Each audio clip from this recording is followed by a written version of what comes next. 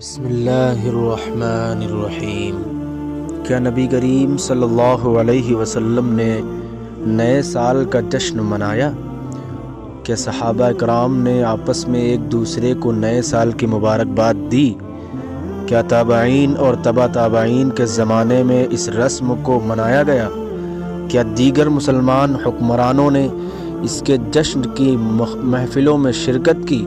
حالانکہ اس وقت تک اسلام ایران، عراق، مصر، شام اور مشرق وسطیٰ کے اہم ممالک تک پھیل چکا تھا۔ یہ وہ سوالات ہیں جن کا جواب ہر عقل مند شخص نفی میں دے گا۔ پھر آج کیوں مسلمان اس کام کو انجام دے رہے ہیں؟ آخر یہ کس نے ایجاد کیا؟ کون سی قوم نئے سال کا جشن مناتی ہے؟ کیوں مناتی ہے؟ اور اس وقت مسلمانوں کو کیا رویہ اختیار کرنا چاہیے؟ ان چند سطور کے اندر اسی کو واضح کرنے کی کوشش کی گئی ہے۔ دنیا کے تمام مذاہب اور قوموں میں تہوار اور خوشیاں منانے کے مختلف طریقے ہیں۔ ہر ایک تہوار کا کوئی نہ کوئی پس منظر ہے اور ہر تہوار کوئی نہ کوئی پیغام دے کر جاتا ہے جن سے نیکیوں کی ترغیب ملتی ہے اور برائیوں کو ختم کرنے کی دعوت ملتی ہے، لیکن لوگوں میں بگاڑ آنے کی وجہ سے ان میں ایسی بدعات و خرافات بھی شامل کر دی جاتی ہیں کہ ان کا اصل مقصد ہی فوت ہو جاتا ہے۔ جیسے جیسے دنیا ترقی کی منازل طے کرتی گئی اور مہذب ہوتی گئی، انسانوں نے کلچر اور آرٹ کے نام پر نئے جشن اور تہوار وضع کیے۔ انہی میں سے ایک نئے سال کا جشن ہے۔ دراصل یہ نئے سال کا جشن عیسائیوں کا ایجاد کیا ہوا ہے۔ عیسائیوں میں قدیم زمانے سے نئے سال کے موقع پر جشن منانے کی روایت چلتی آ رہی ہے۔ اس کی ایک وجہ یہ بتائی جاتی ہے کہ ان کے عقیدے کے مطابق 25 دسمبر کو حضرت عیسیٰ علیہ السلام کی پیدائش ہوئی۔ اسی کی خوشی میں کرسمس ڈے منایا جاتا ہے، جس کی وجہ سے پوری دنیا میں جشن کی کیفیت رہتی ہے اور یہی کیفیت نئے سال کی آمد تک برقرار رہتی ہے۔ نئے سال کے جشن میں پورے ملک کو رنگ برنگی لائٹوں اور قمقموں سے سجایا جاتا ہے اور 31 دسمبر کی رات میں 12 بجنے کا انتظار کیا جاتا ہے اور 12 بجتے ہی ایک دوسرے کو مبارکباد دی جاتی ہے۔ کیک کاٹا جاتا ہے، ہر طرف ہیپی نیو ایئر کی صدا گونجتی ہے، آتش بازیاں کی جاتی ہیں اور مختلف نائٹ کلبوں میں تفریحی پروگرام رکھا جاتا ہے جس میں شراب و شباب اور ڈانس کا بھی بھرپور انتظام رہتا ہے، اس لیے کہ ان کے تفریح صرف 2 چیزوں سے ممکن ہے: اول شراب، دوسرے عورت۔ آج ان عیسائیوں کی طرح بہت سے مسلمان بھی نئے سال کے منتظر رہتے ہیں اور 31 دسمبر کا بے صبری سے انتظار رہتا ہے۔ ان مسلمانوں نے اپنی اقدار اور روایات کو کمتر اور حقیر سمجھ کر نئے سال کا جشن منانا شروع کر دیا ہے، جبکہ یہ عیسائیوں کا ترتیب دیا ہوا نظام تاریخ ہے۔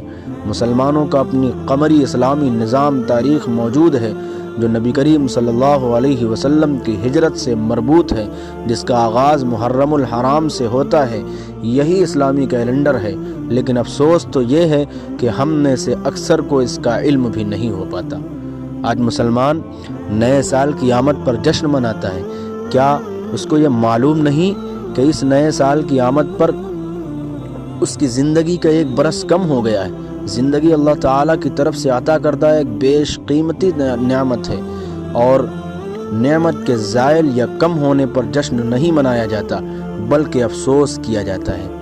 گزرا ہوا سال تلخ تجربات، حسین یادیں، خوشگوار واقعات اور غم و الم کے حادثات چھوڑ کر رخصت ہو جاتا ہے اور انسان کو زندگی کی بے ثباتی اور ناپائیداری کا پیغام دے کر الوداع کہتا ہے۔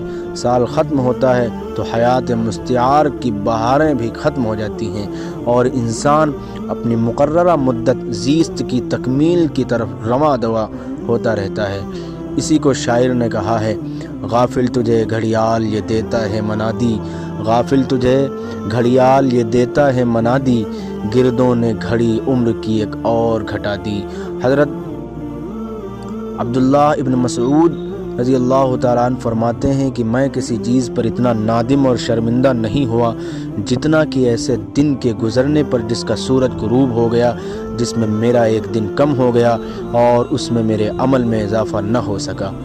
حسن بصری رحم اللہ فرماتے ہیں کہ اے ابن آدم، تو ایام ہی کا مجموعہ ہے، جب ایک دن گزر گیا تو یوں سمجھ تیرا ایک حصہ بھی گزر گیا۔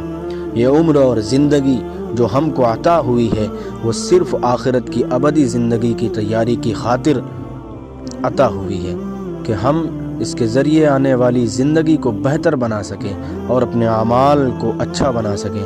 حضرت علی رضی اللہ تعالیٰ عنہ فرماتے ہیں کہ یہ ایام تمہاری عمروں کے صحیفے ہیں، اچھے اعمال سے ان کو دوام بخشو۔ نبی کریم صلی اللہ علیہ وسلم کا ارشاد ہے، من حسن اسلام المرء ترک ما لا یعنیہ۔ ترجمہ، آدمی کے اسلام کی خوبی یہ ہے کہ وہ فضول چیزوں سے بچے۔ یہ مختلف طرح کے جشن یہود و نصارہ اور دوسرے قوموں میں منائے جاتے ہیں، جیسے mother's day, father's day, Valentine's day, children's day اور ٹیچرس ڈے وغیرہ، اس لیے کہ ان کے یہاں رشتوں میں دکھاوا ہوتا ہے، ماں باپ کو الگ رکھا جاتا ہے، اولاد کو بالغ ہوتے ہی گھر سے نکال دیا جاتا ہے اور کوئی خاندانی نظام نہیں ہوتا۔ اس لیے انہوں نے ان سب کے لیے الگ الگ دن متعین کر رکھے ہیں جن میں ان تمام رشتوں کا دکھلاوا ہو سکے، مگر ہمارے یہاں ایسا نہیں ہے۔ اسلام نے سب کے حقوق مقرر کر دیے ہیں اور پورا ایک خاندانی نظام موجود ہے، اس لیے نہ ہمیں ان دکھلاووں کی ضرورت ہے اور نہ مختلف طرح طے ڈے منانے کی، بلکہ مسلمانوں کو اس سے بچنے کی سخت ضرورت ہے تاکہ دوسری قوموں کی مشابہت سے بچا جا سکے۔ اس لیے کہ ہمارے آقا و مولا صلی اللہ علیہ وسلم نے ہم کو غیروں کی اتباع اور مشابہت اختیار کرنے سے بچنے کا حکم دیا ہے۔ ارشاد نبی صلی اللہ علیہ وسلم ہے، من تشبہ بقوم فہو منہم۔ ترجمہ، جس نے کسی قوم کی مشابہت اختیار کی تو وہ انہی میں سے ہے۔ اب سوال یہ ہے کہ اس موقع پر مسلمانوں کو کیا رویہ اختیار کرنا چاہیے جو قرآن و احادیث کی روشنی میں صحیح ہو۔ نئے سال سے متعلق کسی عمل کو تلاش کرنے کی کوشش کی تو قرون اولیٰ کا کوئی اور عمل تو مل نہ سکا، البتہ بعض کتب حدیث میں یہ روایت نگاہوں سے گزری کہ جب نیا مہینہ یا نئے سال کا پہلا مہینہ شروع ہوتا تو اصحاب رسول صلی اللہ علیہ وسلم ایک دوسرے کو یہ دعا سکھاتے اور بتاتے تھے، اللہم ادخلہ علینا بالامن والایمان والسلامت والاسلام ورضوان من الرحمن وجواز من الشیطان۔ ترجمہ، اے اللہ، اس نئے سال کو ہمارے اوپر امن و ایمان، سلامتی و اسلام اور اپنی رضامندی نیز شیطان سے پناہ کے ساتھ داخل فرما۔ اس دعا کو پڑھنا چاہیے۔ نیز اس وقت مسلمانوں کو دو کام خصوصاً کرنے چاہیے، یا دوسرے الفاظ میں کہہ لیجئے کہ نیا سال ہمیں خاص طور پر دو باتوں کی طرف متوجہ کرتا ہے۔ نمبر 1، ماضی کا احتساب، نمبر 2، آگے کا لائحہ عمل۔ ماضی کا احتساب، نیا سال ہمیں دینی اور دنیاوی دونوں میدانوں میں اپنا محاسبہ کرنے کی طرف متوجہ کرتا ہے کہ ہماری زندگی کا جو ایک سال کم ہو گیا ہے اس میں ہم نے کیا کھویا اور کیا پایا۔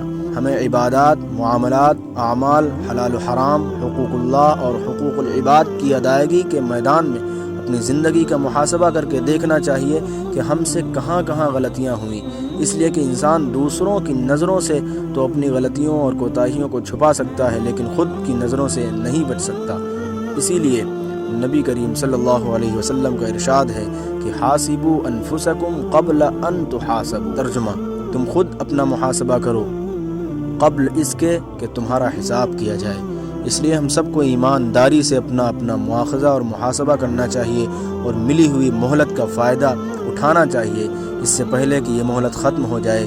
اسی کو اللہ جل شانہ نے اپنے پاک کلام میں ایک خاص انداز سے ارشاد فرمایا ہے، وَأَنفِقُوا مِمَّا رَزَقْنَاكُمْ مِنْ قَبْلِ أَنْ يَأْتِيَ أَحَدَكُمُ الْمَوْتُ فَيَقُولَ رَبِّ لَوْلَا أَخَّرْتَنِي إِلَىٰ أَجَلٍ قَرِيبٍ فَأَصَّدَّقَ وَأَكُن مِّنَ الصَّالِحِينَ وَلَن يُؤَخِّرَ اللَّهُ نَفْسًا إِذَا جَاءَ أَجَلُهَا وَاللَّهُ خَبِيرٌ بِمَا تَعْمَلُونَ۔ سورہ منافقون۔ ترجمہ، اور جو کچھ ہم نے تمہیں دے رکھا ہے اس میں سے ہماری راہ میں اس سے پہلے خرچ کرو کہ تم میں سے کسی کو موت آ جائے تو وہ کہنے لگے، اے میرے پروردگار، مجھے تو تھوڑی دیر کی مہلت کیوں نہیں دیتا کہ میں صدقہ کروں اور نیک لوگوں میں سے ہو جاؤں، اور جب کسی کا وقت مقرر آ جاتا ہے پھر اسے اللہ تعالیٰ ہرگز مہلت نہیں دیتا، اور جو کچھ تم کرتے ہو اس سے اللہ تعالیٰ اچھی طرح باخبر ہے۔